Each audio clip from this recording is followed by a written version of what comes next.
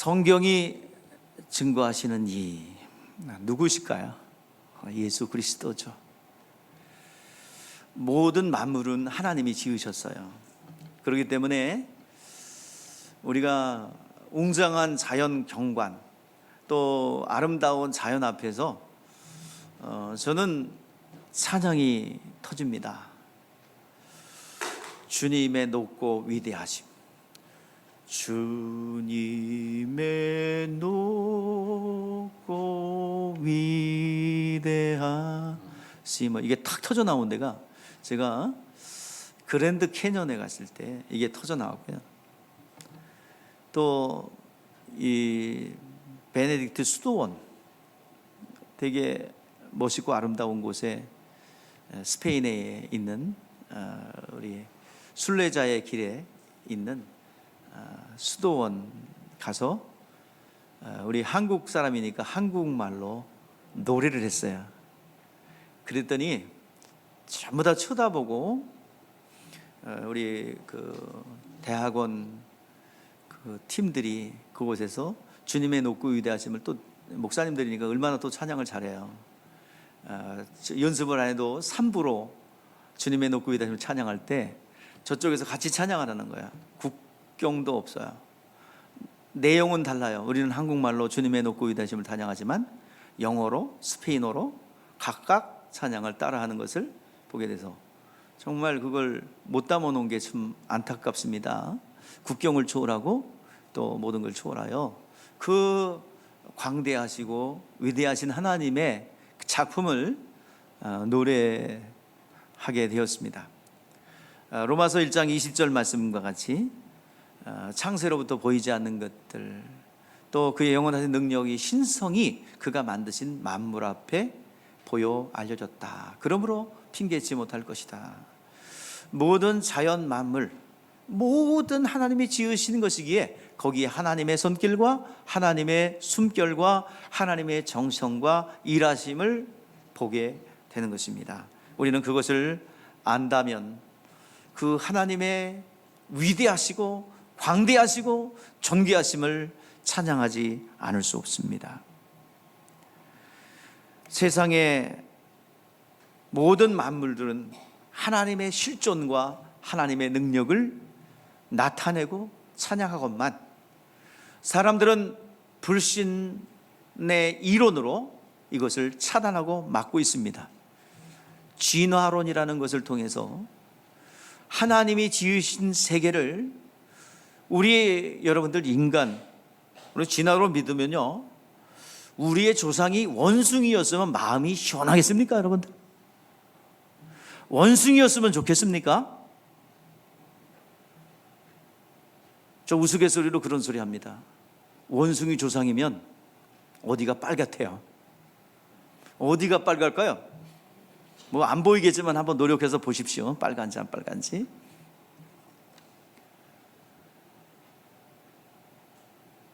여러분들 원숭이가 아니에요. 원숭이는 원숭이고 사람은 사람이에요.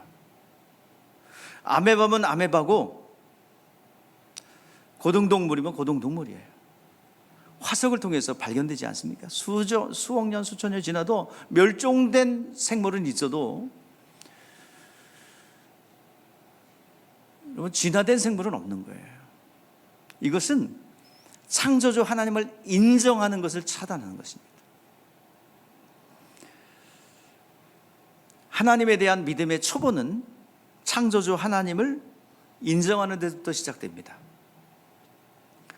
조물주가 살아계시고 모든 만물을 하나님이 지었다라는 곳에서 모든 신앙은 시작되는 겁니다. 여러분, 영생이라는 게 뭐예요?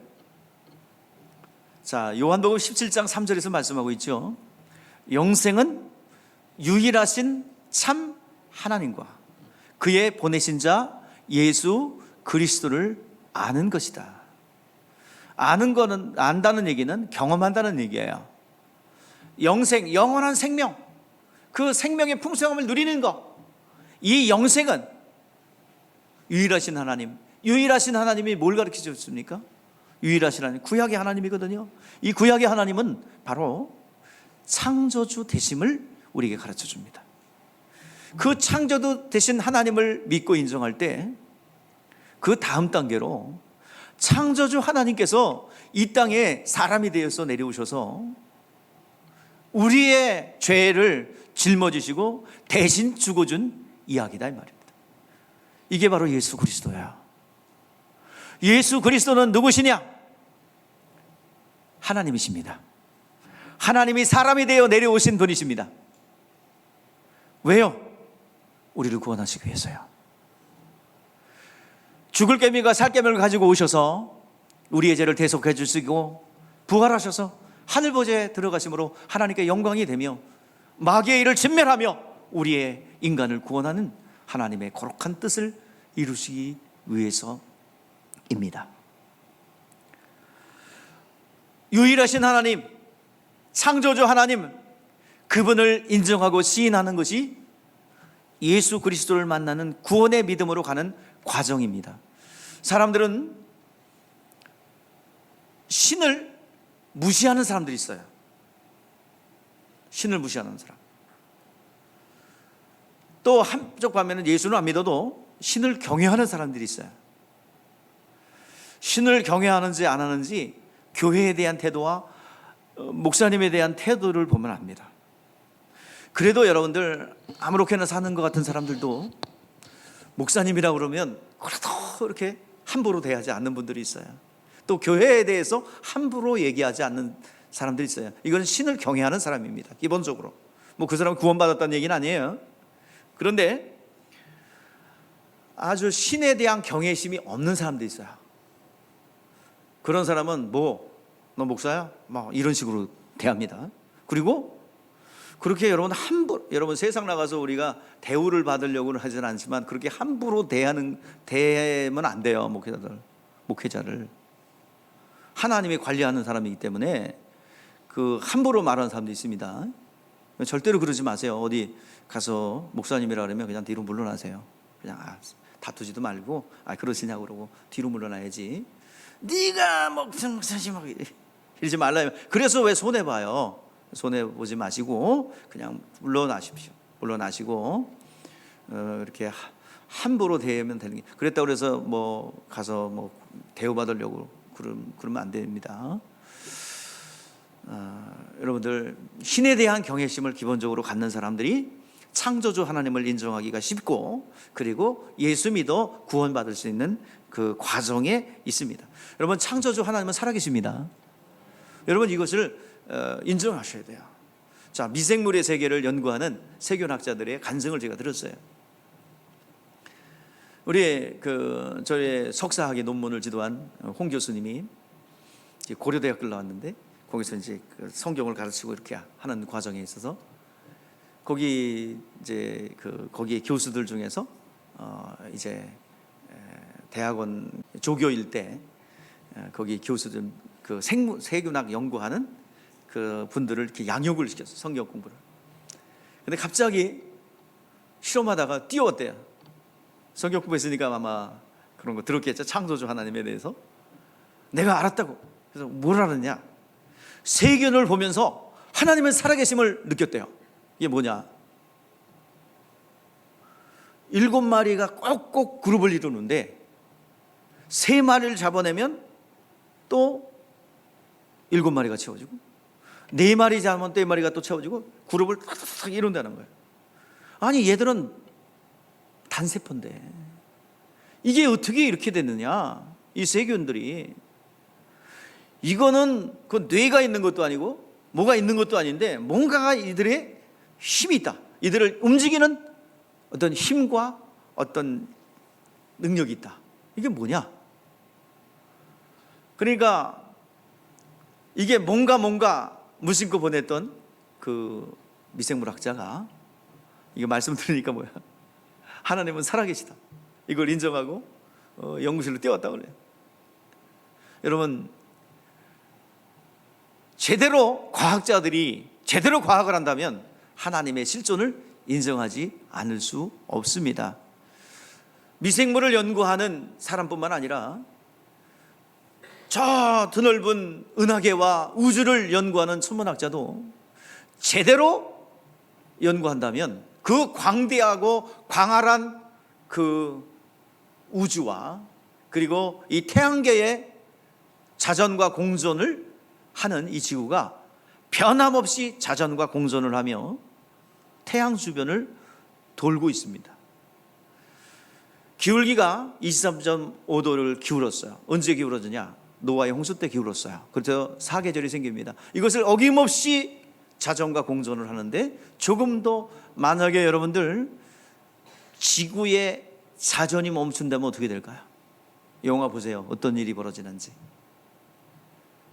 지구의 자전이 멈춰지는 그 순간에, 그 영화 본 기억 안 나요? 새가 와서 막 팍팍팍 부딪히고 막 그 자력을 잃고 막 그냥 파도가 치고 막 몰아치고 회오리 바람이 불고 뭐 어마어마한 일들이 벌어지겠죠. 그러나 한 번도 멈추지 않고 이 공정과 자전을 하고 있다는 거예요. 이것은 하나님의 운행하심. 성경에 보니까 하나님이 창조하시고 계속해서 이것을 천군 천사를 통해서 관리하고 다스리고 통치하신다 이 말입니다.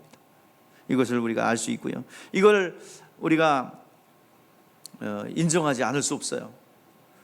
또 양심 있는 의사들은요, 병을 고친다 표현 안 합니다. 치료가 되도록 도와준다고 표현합니다. 제 서재에는 그런 책이 하나 있어요. 의사는 수술하지 않는다. 이게 무슨 소리냐면, 그래서 여러분들 허리 같은 거 이렇게 터진 거 아니면, 무리했고 터진 거 아니면 수술하지 마시라 이 말이에요. 허리는 아팠다 다시 낫다 하는 거예요. 무리하지 말고 쉼을 얻고 이렇게 적당히 여러분들 그러면 나아요.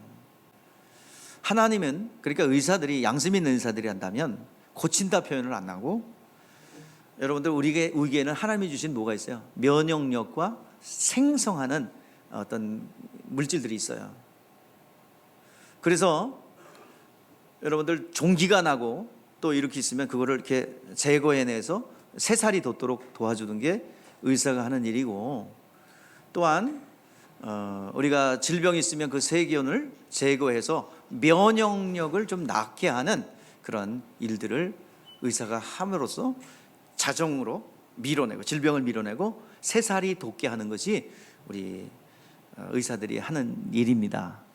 그래서 의사들은 질병을, 여러분들 모르는 질병이 되게 많아요. 여러분들 질병이 뭐 보험이 한 800가지 보장이 된다, 또 뭐 그렇게 얘기하는데, 여러분들 발견되지 않은 질병은 8만 개예요. 아직도 발견되지 않은 질병이.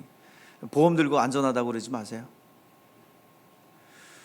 그러니까 여러분들 그 모든 만물이 그 병을 고치고 뭐 이런, 의사들도요 하나님의 그 존재를 인정하지 않을 수 없다라고 말하고 있습니다. 또 인체의 기능은 어떻고요? 정밀기계보다 더 복잡한 이 기계가, 신체가, 심장이 뛰고 또 뇌가 움직이고 피가 순환하고, 이런 어떤 정밀기계가 이런 것을 행할 수 있습니까? 오늘 여러분들 하나님의 창조와 그리고 하나님의 이런 운행하심만이 있다라고 볼 수 있습니다. 여러분, 하나님은 살아계십니다. 만물을 지으셨습니다. 자, 창조주 하나님을 인정하고 시인하고 고백한다고 해서 구원받는 건 아니에요. 자, 구원받기 위해서 예수 믿는 과정에 있어서 창조주 하나님을 인정하는 그 과정일 뿐이지, 진짜 구원은 예수 믿어야 구원받습니다.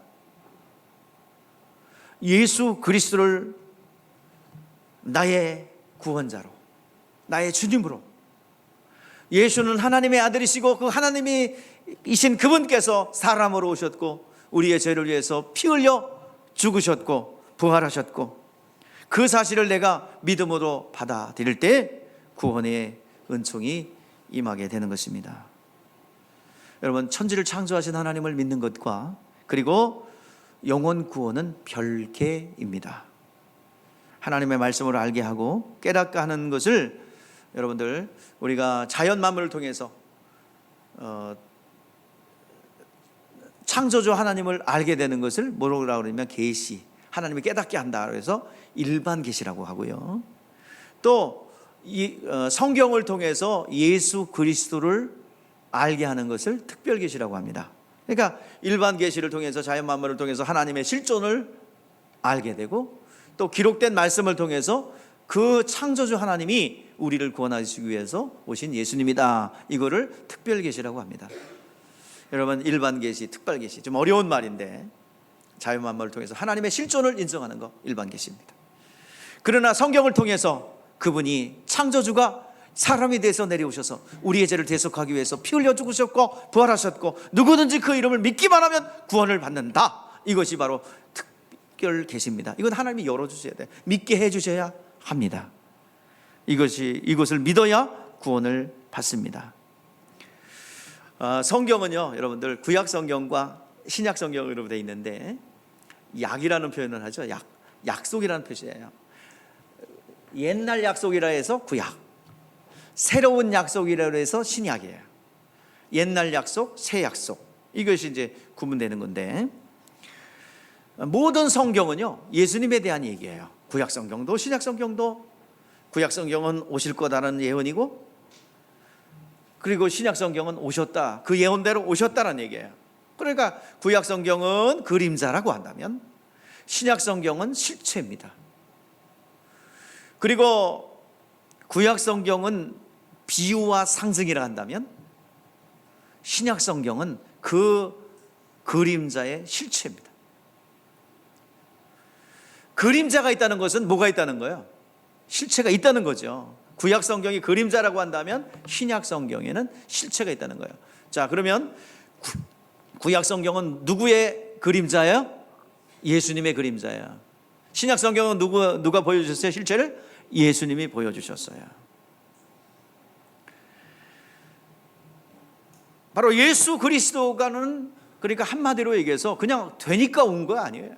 예수님은 철저하게 예언 따라 예언대로 오셨다. 그래서 고린도전서 15장의 복음의 요약에 대해서 얘기하죠. 내가 전한 복음을 너희가 전하라 그러면서 성경대로 예수께서 십자가에 죽으시고 성경대로 다시 살아나셨다가 500의 형제에게 보이셨고 나에게 보여주었다라고 그랬어요. 예수께서 이 땅에 오신 것, 그 오셔서 십자가에 못 박혀 죽으시고 부활하신 것, 그냥 되니까 어쩔 수 없이 된 게 아니라 예언 따라 진행되었다 하는 것입니다. 예언대로 그렇게 되었다라고 말씀하고 있습니다.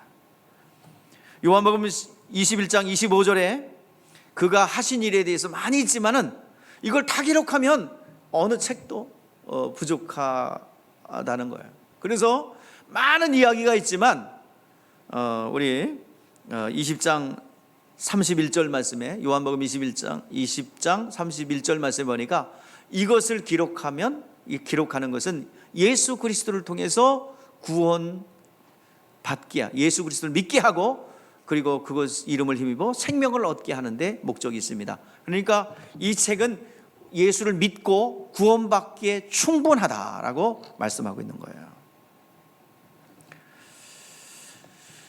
구약에 예수 그리스도에 대한 예언이 조각조각 있는데 그 몇 가지나 되나 뭐 극성 맞은 학생들이 다 쉬어봤대요.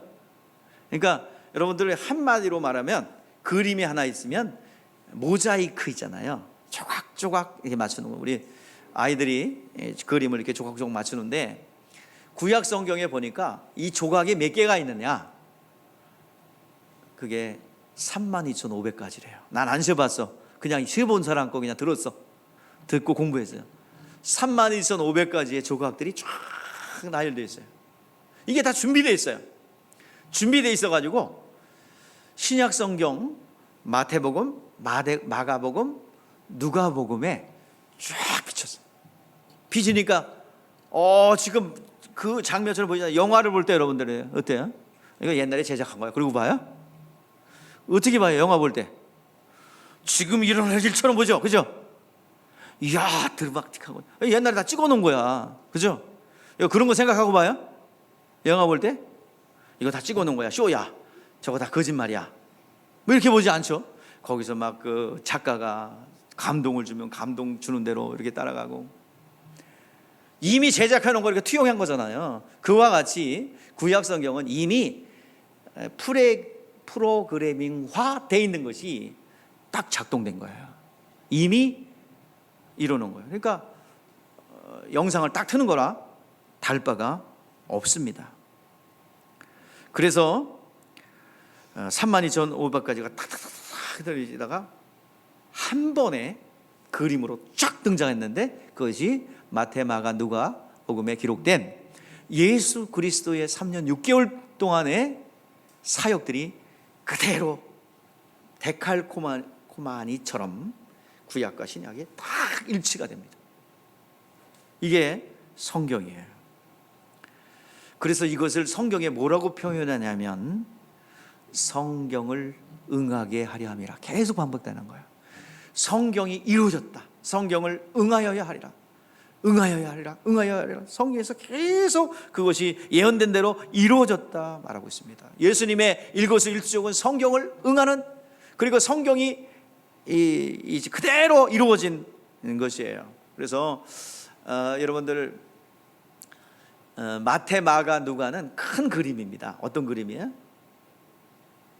데칼코니마처럼 이쪽에 있는 그림이, 구약 그림이 그대로 이렇게 투영되어 있는, 제작해 놓은 영상기를 돌리니까 쫙 이게 뭐가 들었나 이렇게 쫙 비춰보니까 어때? 거기에 뭐가 들었어? 예수님이 쫙 들어있다 이 말이야. 그리고 나머지 주연, 예수님이 주연이고 그 배경이 쫙 들어있다 이 말이야. 한마디로 모든 성경은 뭐에 대한 이야기다? 예수님에 대한 이야기다 이 말이에요. 제작해 놓은 영상을 쫙 틀어놓은 게 신약 성경이라 이 말이에요. 우리는 예수 그리스도를 보면서 선지자들이 예언하고 율법이 예언한 바로 그분이라는 것을 증거받게 되는 것입니다. 우리는 예수를 추대해서 하나님의 아들로 만드는 게 아니에요. 한 목수의 아들을 높여가지고 무슨 추천하는 게 아닙니다. 논리적 교리를 만들어내는 것도 아닙니다. 예수께서 오신 것은 율법과 선지자의 예언한 그들이 나타나신 예언한 그대로 나타난 겁니다. 그래서 신약 성경을 더 쉽게 해서 오전에도 얘기하는데 좀 표현이 맞다 안 맞다 따지지 마시고, 성경에서 얘기하는 거는 구약 성경에 예언됐던 그분이 이분이다라는 것이 증명되는 것이 신약인데요. 더 쉽게 얘기할게요. 여러분들 뭐 송구하지만 쉬운 말로 가라 따라해봐요. 좀 가라. 이게 어느 나라 어느 동네 사투리 이게? 가라. 다 알아들어요. 그분이 뭐야? 구약 성경에 예언됐던 분이 누구다? 예수님이다. 그러니까 좀 가라 그런 건 좀 웃으라는 얘기고, 그분이란 게 이건 전라도 말이야. 그분이란 게, 예, 그분이요. 자, 그리고 사도 바울도 복음을 전하는데 사도 바울이 어디에 가냐면 회당에 갑니다. 자, 회당이라는 게 어떻게 생겼냐면 페르시아 대제국이 바벨론에 포로로 잡혀갔다가 페르시아 대제국이 되면서 유대인들이 포로로 잡혀갔던 사람들이 페르시아 전역으로 확 흩어져요. 근데 일부는 귀환을 했지만 귀환하지 않은 사람들은 각 곳에 페르시아 대제국에 흩어져서 살아요. 이것을 뭐라고 그러냐면 좀 유식한 말로 디아스포라 유대인 그럽니다. 그들의 신앙은 시오니즘이에요. 신앙, 예루살렘 성전을 중심으로 가진 신앙이에요. 예루살렘 성전에 못 가니까 그들이 성전과 비슷한 구조의 예배당을 세우는데, 그것이 오늘날 이 예배당 형태인 회당이라는 곳이에요. 회당. 거기서 뭐 했냐면 구약 성경을 낭송했어요. 안식일에 모여서 구약 성경을 낭송했어요. 오늘날 예배 형태의 준비 작업이라 할 수 있습니다. 단이 있고 이 단에 올라와서 제사장들이 이사야서 신명기를 낭송했어요. 자, 낭송하면서 그것에서 메시아가 올 거구나, 기다려야지. 그렇게 이렇게 기다리고 있는데, 사도 바울이 어디로 가냐면 그 도시마다 이게 세워졌거든요. 그러니까 사도행전에 나오는 이 도시들, 뭐 고린도, 에베소, 데살로니가 뭐 등등 이런 교회들이 그 도시마다, 이 중심지마다 뭘 세워요? 보가모, 디아도라, 막 도시마다 그 유대인들은 가자마자 뭘 세워요? 회당을 세워요. 그래서 신앙을 유지합니다. 근데 사도 바울이 어딜 들어가요? 회당에 가서 전합니다. 전에서 전한 말이 뭐예요? 여러분 아까 배웠어. 뭐야? 그들은 누굴 기다리고 있어요? 예수님을 기다리고 있죠. 딱 가서 전한 것이 한마디로 얘기해서 가라 믿어야지. 그러면서 뭐 이적도 나타나요. 그래서 가라 그러니까 그분들이 가가 내가 믿지 그럼. 이렇게 전한 게 사도행전이요. 여러분들 쉬운 말로 풀어낸 거죠. 그래서 또 사도행전 읽어봐야지. 가가 나오나. 하나도 안 나와요. 가라는 얘기. 여러분들 그렇게 전했던 거예요. 기다리고 있던 그곳에 복음을 전함으로 구약에 예언됐고 유대인들이 기다렸던 그 메시아가 예수 그리스도인 것을 전한 것입니다. 바로 구약의 율법과 선지자가 예언한 그분이 예수다라고 증거한 것입니다. 모세의 오경, 율법서라고도 하고요. 창세기, 출애굽기, 레위기, 민수기, 신명기가 모세의 오경이라고 합니다. 이걸 율법이라고 합니다. 그래서 율법과 뭐라고 그래요? 선지자라고 이야기합니다. 율법과 선지자. 에덴 동산에서 하나님이 먹지 말라는 창세기를 통해서 모세가 진단한 것은 하나님이 선악을 알게 하는 나무 가시를 먹지 말랬는데 인간들이 먹어서 마귀에게 속한 자가 되어서 그때부터 인간은 타락했고 그로 인하여 인간의 절망이 찾아왔고 그리고 가난이 왔고 질병이 왔는데 절망할 수밖에 없어. 그래서 이런 인간들은 지옥 형벌을 피할 수 없고 지옥의 현상인 가난과 질병에 고통당하는 거야 라고 진단을 해줬습니다. 그때 선지자들이 나타나서 야 그런 상태에 있지만 소망을 가져. 선지자들이 저 멀리 누가 오고 있어? 우리의 구원자 메시아가 오고 있다라는 것을 예언해 준 것입니다. 율법을 통해서 진단한 거예요. 너는 죽었어. 지옥 형벌 가야 돼. 이 진단이 있어야 정확하게 치료할 거 아니겠습니까?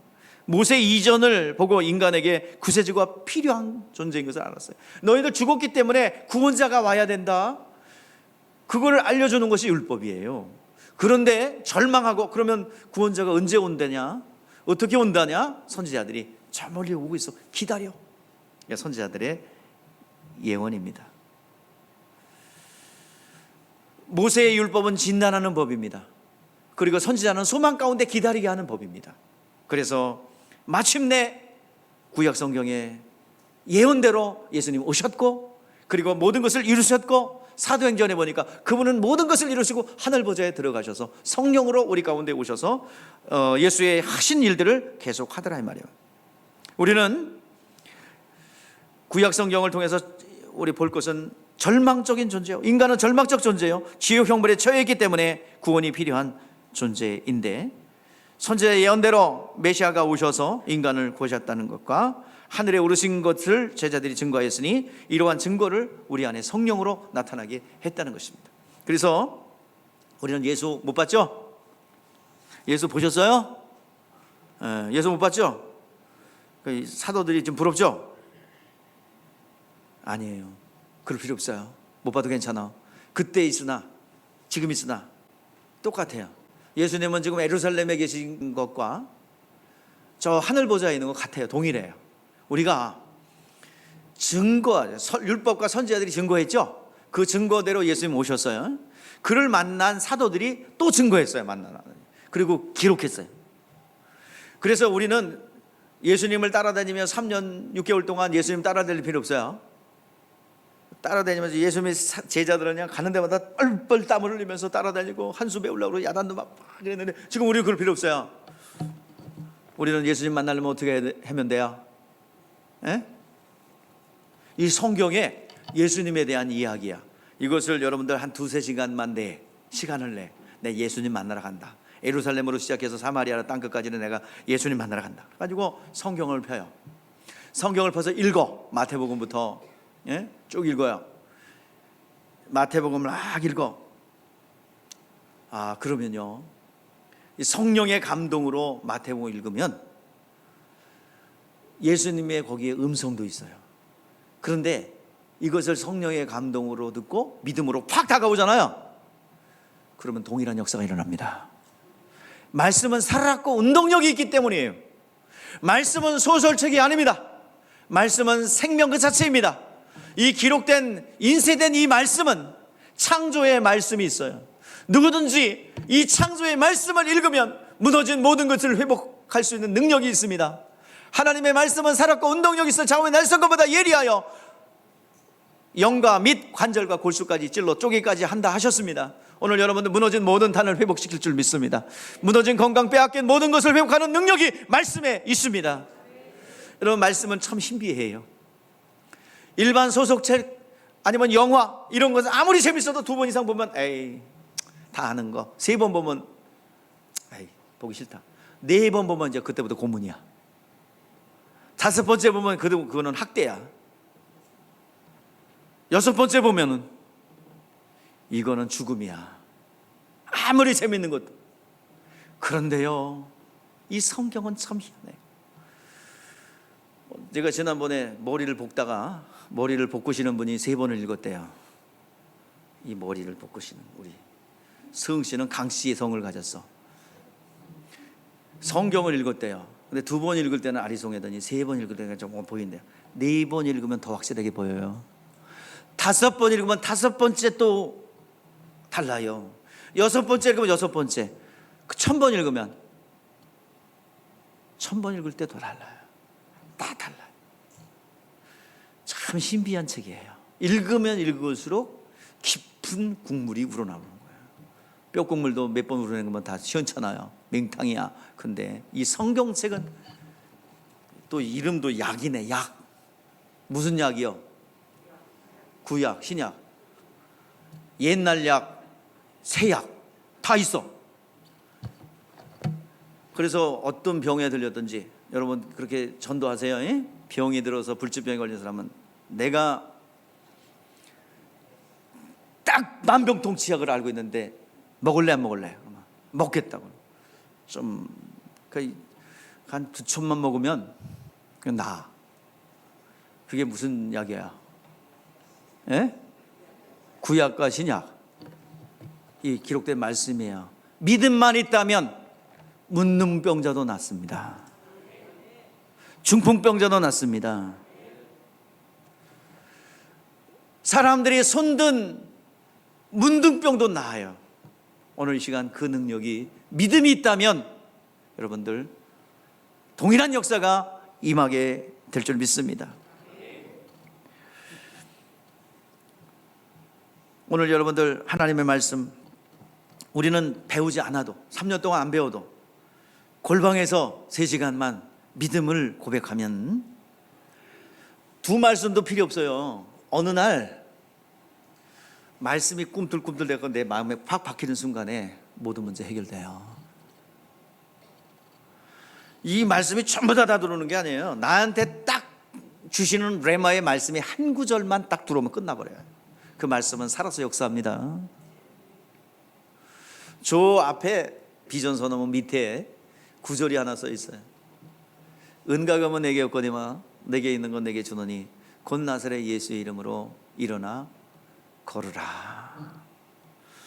성전 미문의 안순뱅이가 낫게 되는 이야기입니다. 제가 신학교를 가기로 결정을 하고 하나님의 음성도 들었어요. 육성으로 들었어요. 어딜 가든지 내가 너와 함께하리라. 그리고 나서 성경을 읽었어요. 사도행전 3장에 왔어요. 근데 갑자기 이 말씀이 꿈틀꿈틀대던 내 가슴에 팍 박혀버렸어요. 이게 바로 레마입니다. 그래서 여러분들 오늘 여러분들은 전부 다 죄송한 얘기지만 성전 미문의 안전뱅이요. 근데 그 안전뱅이 어떻게 돼요? 걷기도 하고 뛰기도 하며 하나님을 찬미하여 하나님을 경배했어요. 마치 다윗의 그 명장들, 비류들이요, 상처받은 사람들이요, 정말 사람들이 인정받지 못한 사람들이 다윗을 만나 다 한결같이 명장들이 되었습니다. 오늘 여러분들, 비복렬리교에 속한 여러분들, 보잘것없다 할지라도 이곳에서 하나님의 거룩한 작품으로 나올 줄 믿습니다. 모두가 한결같이 다윗의 비류들이었는데 명장들이 될 것을 믿습니다. 그렇게 되시기를 바랍니다. 오늘 이곳에 뭔가 갇혀져 있다 그러면 못 남아있더라고요. 나는 겸손하게 하나님의 은혜가 필요합니다. 하나님의 도우심이 필요합니다. 내가 이 정도 신분인데 이 정도 교회 좀 다녀줘야지 이러면 못 있습니다. 겸손하게 내가 정말 하나님의 은혜가 없으면 나 살아갈 수 없습니다. 마치 교회 신앙생활하는 거 신분상세로 생각해요. 그래 이 정도 교회는 되어줘야지. 이거 거기에 무슨 능력이 있어요? 거기에 바리새인만 나타나지 어디 하나님의 사람들이 나타날 수 있습니까? 겸손하게 낮아지고 겸손하게 하나님의 은혜가 필요합니다. 주여 하나님 나를 도와주십시오. 이런 사람들만 이곳에서 성장하여 믿음의 진보를 이뤄 놀라운 하나님의 위대한 일들 나타내게 될 줄 믿습니다. 오늘 우리는 증거를 받은 사람들의 이야기를 듣고 우리 믿음을 가졌어요. 성령의 감동과 믿음을 가지고 성경을 대한다면 동일한 역사가 일어나게 될 줄 믿습니다. 여러분들 가나 혼인잔치에 물을 포도주로 변화시킨 사건을 이제 결론을 맺으려고 지금 멀리 왔어요. 성경은 뭐라고요? 율법과 선지자의 예언대로 그대로 이루어진 것이 누구라고요? 예수 그리스도라고 그랬어요. 오늘 11절 말씀에 보니까 이런 가나 혼인잔치의 이야기를 듣고 뭐 했대요? 예? 믿었대요. 자 11절 말씀 우리 다 같이 읽어보세요. 시작. 예수께서 이 첫 표적을 갈릴리 가나에서 행하여 그 영광을 나타내시며 제자들이 그를 믿으니라. 이것은 단순하게 물을 변화시켜 포도주로 만든 사건을 믿었다는 것이 아니라 이는 선지자들의 예언과 율법의 예언이 예수의 예언과 일치되었다. 예수 안에서 일치되었다. 그대로 이루어졌다. 이것이 예수 그리스도는 하나님의 아들이시고 그리고 그는 하나님이시다라는 고백과 일맥상통합니다. 물을 변화시킨 것을 통해서 이분이 하나님이시구나, 이분이 나의 구원자구나 이라는 고백입니다. 앞장에서 보았듯이 나다나엘이 뭘 고백했어요? 자, 앞장에서 나다나엘이 예수는 하나님의 아들이시고 이스라엘의 임금이라고 고백했고요. 안드레가 뭐라고 고백합니까? 자기 형제 시몬을 찾아가서 메시아를 만났다. 와 보라. 세례 요한은 뭐요? 구약 성경에 예언됐던 보라 세상자를 지고 오는 하나님의 어린 양 이로다. 율법과 선지자들이 예언한 말씀이 예수를 통해서 이루어졌는데 그 예수는 하나님이시며 구세주 되심을 믿는다고 한 것입니다. 여러분들 요한복음 1장에서 뭐 얘기했어요? 이론 얘기했죠? 무슨 이론이에요? 자, 요한복음 1장의 내용을 한번 정리해 보세요.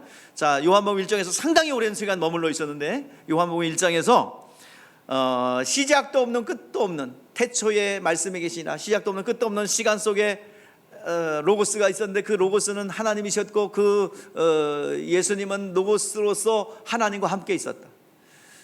그분이 세상에 비쳤는데 세상이 그를 알지 못했다. 그분은 로고스였던 그분이 사람이 돼서 이 땅에 내려오셔서 우리 가운데 거하시게 됐는데 그분은 누구다? 그 안에 들여다보니까 뭐야? 은혜와 진리가 충만했다.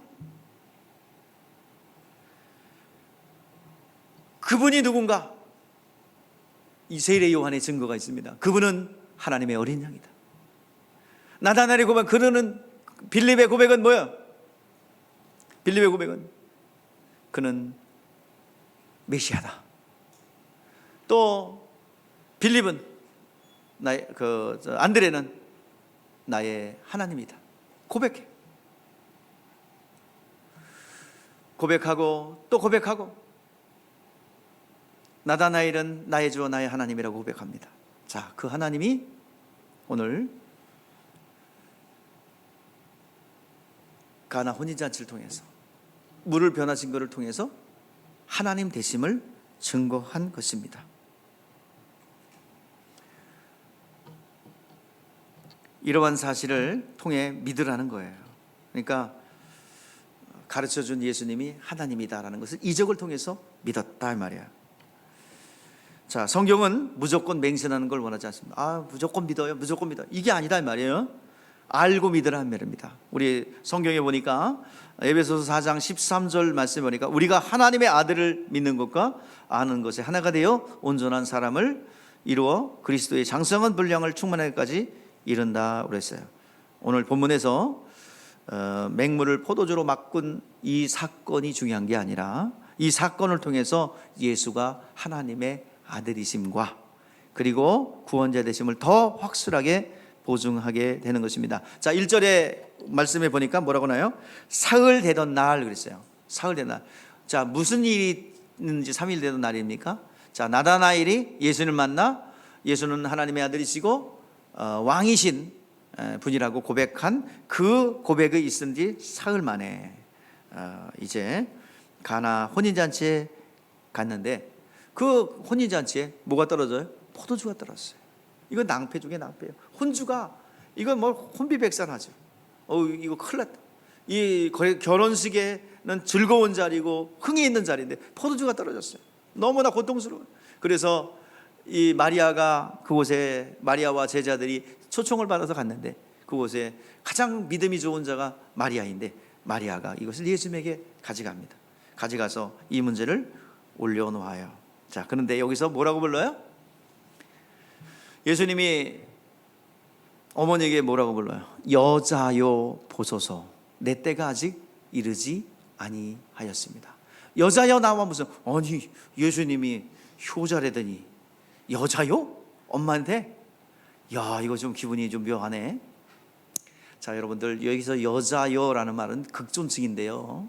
지금 예수님이 세례받을 때 옛사람 아브라함과 다윗의 자손이요 마리아와 요셉의 아들은 장사 지낸 바 되었고 하나님의 아들로 거듭났어요. 이제 공생을 시작하면서 아버지 이제 혈육 관계는 이제 종결이 됐고 마리아도 예수를 구원자로 모셔야 합니다.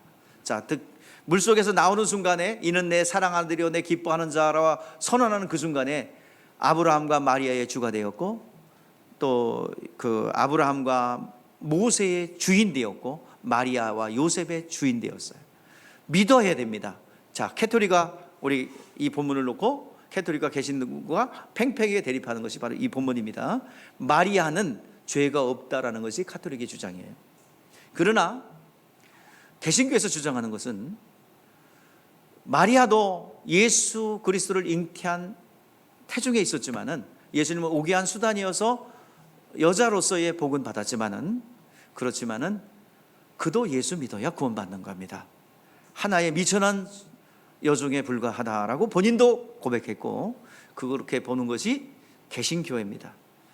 성모 캐톨릭에서 보는 것은 성모 마리아는 원죄가 없다 뭐 이렇게 보는데 그렇게 그거와 캐톨릭과 대립을 하기 때문에 이것을 보고 있는 것입니다. 자, 여자여라는 것은 극존칭입니다.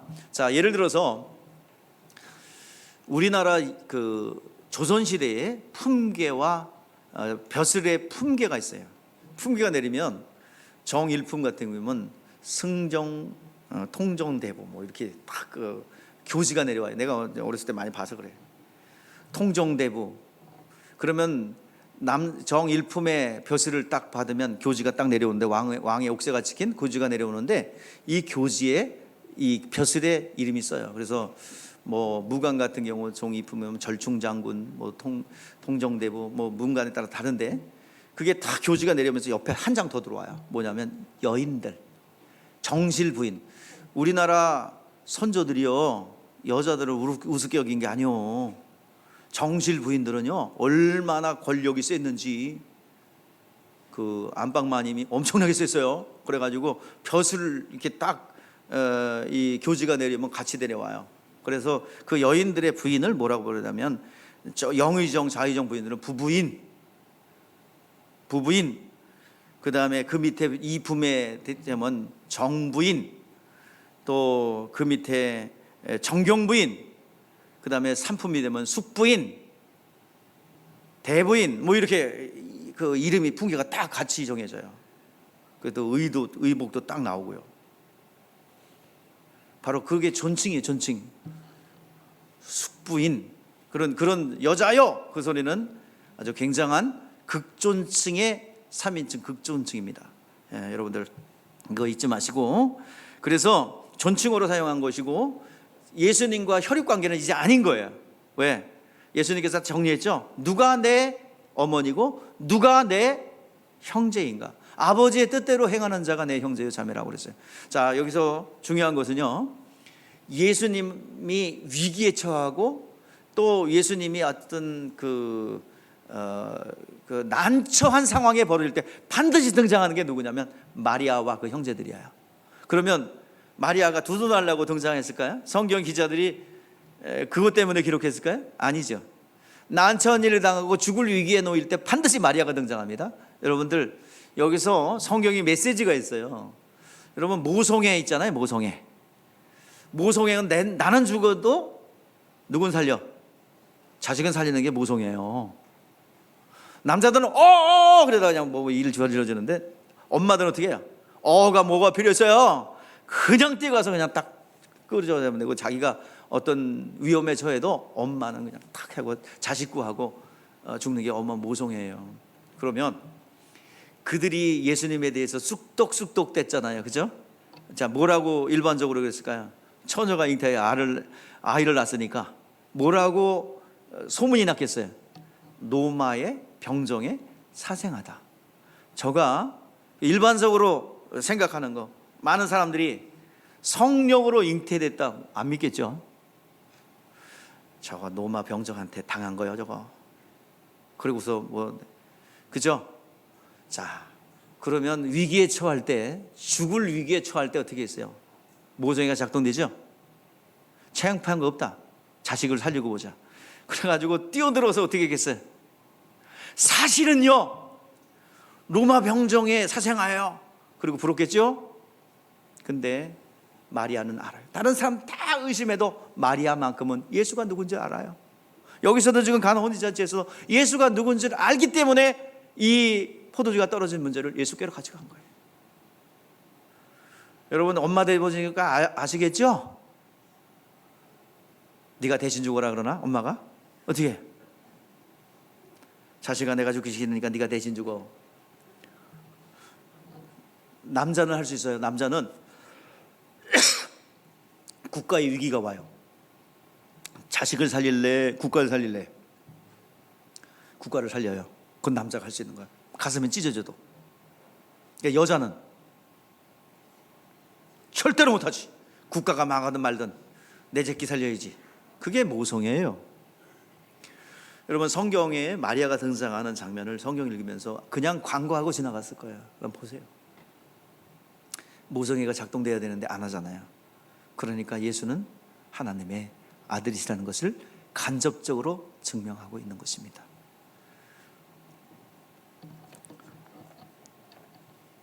그 시대의 가장 믿음 좋은 자가 마리아예요. 이제 이렇게 공생애를 가지셨을 때 목수의 아들이요 마리아의 아들이었지만, 이제 후로는 하나님의 아들로서 공적 신분을 시작한 거예요. 이제는 하나님의 아들로서의 삶을 산 거예요. 그래서 여자여라고 극존칭의 언어를 사용했습니다. 우리 다시 한번 여기서 예수 그리스도가 누구인가 성경이 증명하고 있는 것을 증거받고 믿음을 얻을 수 있기를 바랍니다. 예수는 누구세요?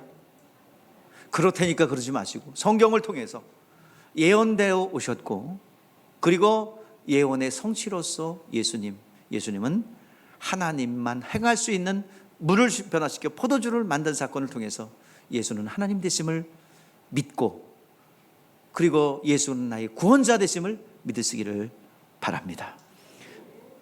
그냥 믿으려면 안 돼요. 성령의 감동으로 그냥 믿어지시기를 주 이름으로 축복합니다. 안 믿어지거든 성령님 나에게 감화 감동 역사하여 주옵소서. 우리는 믿을 능력이 없어요. 뭐 믿으라 그러면 의심부터 생겨. 이 믿을 능력이 없다니까 우리는 믿게 해주셔야 됩니다. 믿음을 주실 줄 믿습니다. 예, 믿게 해주셔야 됩니다. 이것을 알게 하는 혈육이 아니요 하늘에 계신 내 아버지다라고 말씀하고 있습니다. 자, 기도하겠습니다.